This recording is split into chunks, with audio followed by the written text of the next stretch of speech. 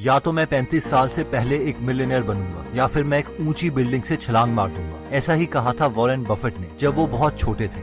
Warren Buffett 30 अगस्त 1930 में America Omaha में पैदा हुए थे। वॉरेन बफेट के डैड हार्वर्ड बफेट एक स्टॉक ब्रोकर थे जो कि एक पॉलिटिशियन भी रहे हैं, जबकि उनकी मदर एक हाउसवाइफ थी। 1930 में अमेरिकन क्राइसिस चल रहे थे। इससे पहले कि वॉरेन बफेट 1 साल के होते, उनकी फैमिली ने अपनी सारी बैंक सेविंग्स खो दी, क्योंकि जिस बैंक में वॉरेन की फैमिली की सेविंग्स थी वो बंद हो गया। वॉरेन ने बचपन में ही अपने माँ बाप गरीबी में जीते हुए देखे हैं। उनकी माँ कई बार अपना एक टाइम का खाना स्किप कर देती थी ताकि वॉरेन के डैड खाना खा सके, क्योंकि वो पूरा दिन काम करके थक जाते थे। और ये सब गरीबी देखकर ही वॉरेन ने बोला था, या तो मैं 35 साल से पहले एक मिलियनेयर बनूंगा या फिर मैं ओमाहा की सबसे ऊंची बिल्डिंग से छलांग मार के अपनी जान दे दूंगा। बचपन से ही वॉरेन मैथ्स और नंबर्स के साथ बहुत अच्छे थे। स्पेशली वो हर किसी चीज में पैटर्न ढूंढ लेते थे। फॉर एग्जाम्पल, वो बचपन में अपने घर के सामने सारी गाड़ियों के नंबर्स देखते और रात को उन्हें एक कागज में लिखते रहते और ये देखते कि कौन सी कार सबसे ज्यादा बार उनके घर के सामने से गुजरती है। एक बार वॉरेन ने देखा कि एक आदमी उनके घर के सामने लगी मशीन से कोल्ड ड्रिंक ले रहा है और उस मशीन में कोल्ड ड्रिंक्स के ढक्कन पड़े हैं। वॉरेन बफेट ने हफ्तों तक हर रोज वो सारे ढक्कन उठाए और देखा कि लोग सबसे ज्यादा कौन सी कोल्ड ड्रिंक पीते हैं। ढक्कनों को काउंट करने के बाद उन्हें पता चला कि लोग कोका कोला ज्यादा प्रेफर करते हैं। और बहुत सालों के बाद अपने इन्वेस्टिंग करियर में इसी नॉलेज की वजह से उन्होंने कोका कोला के काफी शेयर्स भी खरीद लिए थे। जब वॉरेन बफेट 10 साल के थे और बेंसन लाइब्रेरी में बुक्स पढ़ रहे थे तो उन्हें एक बुक दिखाई दी जिसका टाइटल था 1000 तरीके $1000 कमाने के। उस बुक में पैसे कमाने के काफी आइडियाज दिए थे, लेकिन उनमें से एक आइडिया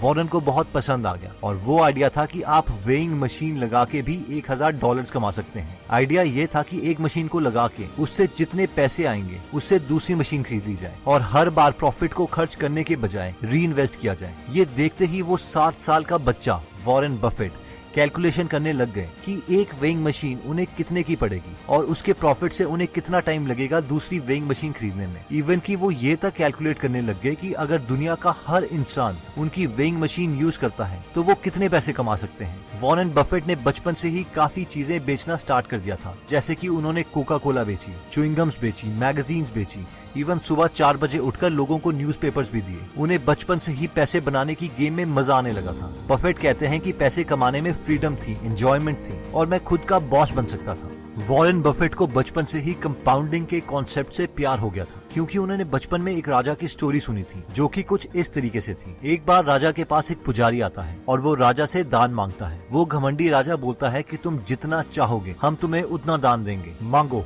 क्या मांगते हो। इस पर वो पुजारी ने कहा कि चेस्ट में 64 खाने होते हैं, मुझे तुम पहले खाने में एक चावल का दाना दे दो, फिर अगले बॉक्स में उसे डबल कर दो यानी 2 चावल के दाने, उसके बाद नेक्स्ट बॉक्स में उसे दोबारा डबल कर दो यानी 8 चावल के दाने, और तुम चेस के ये 64 सेक्शंस तक करते रहो। जितने चावल के दाने टोटल आएंगे बस मुझे उतना ही चाहिए। इस पर उस राजा ने कहा, बस तुम कितने नादान हो, इससे अच्छा तो मुझसे तुम हीरे जवाहरात मांगते। लेकिन जब उस राजा के सैनिकों ने उन 64 सेक्शंस में चावल के दाने डालने स्टार्ट किए तो वो 64th सेक्शन में इतने ज्यादा दाने थे कि उस राजा को अपना पूरा किंगडम बेचना पड़ा। वॉरेन बफेट इस स्टोरी से इतने इंप्रेस हुए कि उन्होंने कंपाउंडिंग को अपनी कोर फिलॉसफी मान लिया। जब वॉरेन बफेट ने हार्वर्ड बिजनेस स्कूल में अपने डैड के कहने पे अप्लाई किया तो हार्वर्ड के इंटरव्यूअर्स ने वॉरेन बफेट का शिकागो में 10 मिनट के लिए इंटरव्यू लिया और उनसे कहा, भूल जाओ, तुम्हारी हार्वर्ड में एडमिशन नहीं हो सकती। और वॉरेन बहुत दुखी हो गए कि अब मैं अपने डैड को क्या बोलूंगा। लेकिन अब वॉरेन बफेट बोलते हैं कि शायद ये मेरे साथ सबसे बेस्ट चीज हुई थी, क्योंकि कुछ साल पहले उन्होंने एक बुक पढ़ी थी जिसका नाम था द इंटेलिजेंट इन्वेस्टर और security analysis bye Benjamin Graham, जिससे वॉरेन बफेट बहुत ज्यादा इंप्रेस हुए थे। हार्वर्ड की रिजेक्शन के बाद वॉरेन ने कोलंबिया यूनिवर्सिटी के प्रोस्पेक्टस में देखा कि बेंजामिन ग्राहम वहाँ पढ़ा रहे हैं और उन्होंने उन्हें एक लेटर लिखा, डियर प्रोफेसर, मुझे अभी तक लगता था कि आप मर चुके हैं, क्योंकि जब अब मुझे पता चल चुका है कि आप जिंदा हैं और कोलंबिया यूनिवर्सिटी में पढ़ा रहे हो तो मैं इस यूनिवर्सिटी को ज्वाइन करना चाहता हूँ। और फॉर्चुनेटली उन्हें कोलंबिया यूनिवर्सिटी में एडमिशन मिल गई। और वॉरेन बोलते हैं कि मेरी लाइफ की ये बेस्ट दिन थे, क्योंकि मैंने बेंजामिन ग्राहम से इन्वेस्टिंग के बारे में बहुत कुछ सीखा। बेंजामिन ने उन्हें इन्वेस्टिंग के 2 बेस्ट रूल्स बताए। रूल नंबर 1, अपनी इन्वेस्टमेंट के पैसों को कभी भी रिस्क में न डालो, यानी नेवर लूज मनी। और रूल नंबर 2 था never forget rule number 1। Warren Buffett ने जो एक बहुत इंपॉर्टेंट कॉन्सेप्ट बेन ग्राहम से सीखा था वो था वैल्यू इन्वेस्टिंग, यानी कंपनी को उसकी वैल्यू के प्राइस के अकॉर्डिंग खरीदना चाहिए, ना कि उसकी प्रेजेंट मार्केट वैल्यू के अकॉर्डिंग। फॉर एग्जाम्पल, अगर आपको पता है कि ये पेन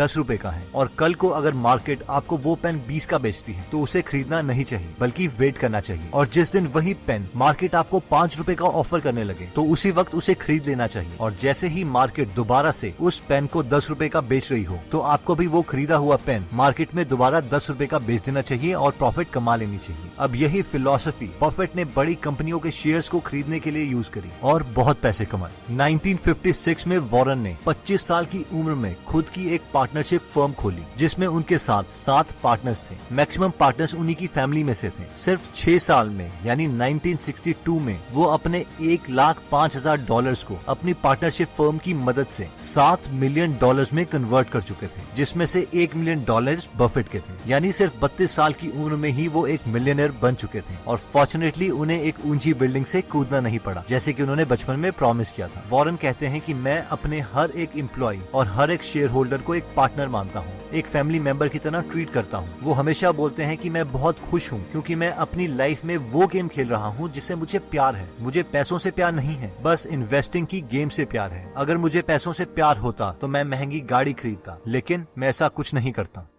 संपूर्ण ईवी सैल्यूट करता है हर उन सामाजिक उद्यमियों को जिनका उद्देश्य सिर्फ अपने लिए व्यापार करना नहीं बल्कि अपने व्यापार की मदद से पूरे समाज में सामाजिक बदलाव लाना है। जय हिंद।